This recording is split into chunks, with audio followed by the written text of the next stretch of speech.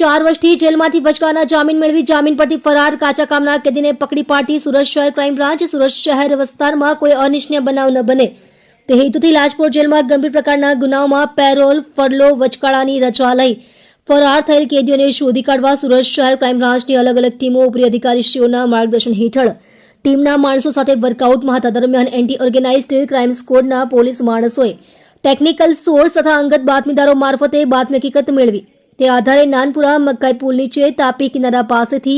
વચગાળા જામીન ફરાર કાચા કામના કેદી કુન્ના ઉર્ફે કૃણાલ સ્વાઈ નકુલ સ્વાઈ ઉંમર વર્ષ 27 હાલ રહેવાસી CRPF camp evergreen stand Bahadurnagar road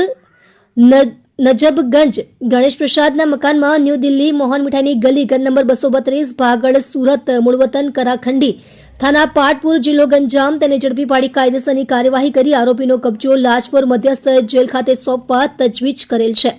મજકૂર કાચા કામના કેદી નંબર 159/2021 કુત્તા ઉર્ફે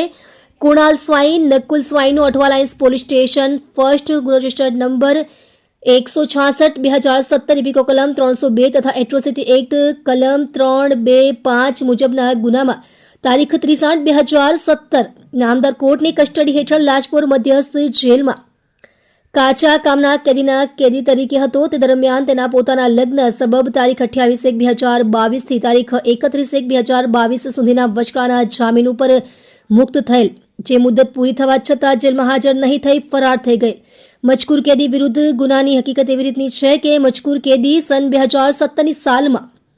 વાડી ફળિયા પગથિયા શેરીમાં કીર્તિભાઈ છગનભાઈ ખડિયાળીના મકાનમાં મરણ જનાર વસંતભાઈ ચૌધરી તથા ગોવિંદ ચૌધરી અને અન્યો સાથે ભાડેથી રહેતા હતા તે દરમિયાન બંને મરણ જનારનાઓ સાથે ભાડા બાબતે ઝઘડો થતા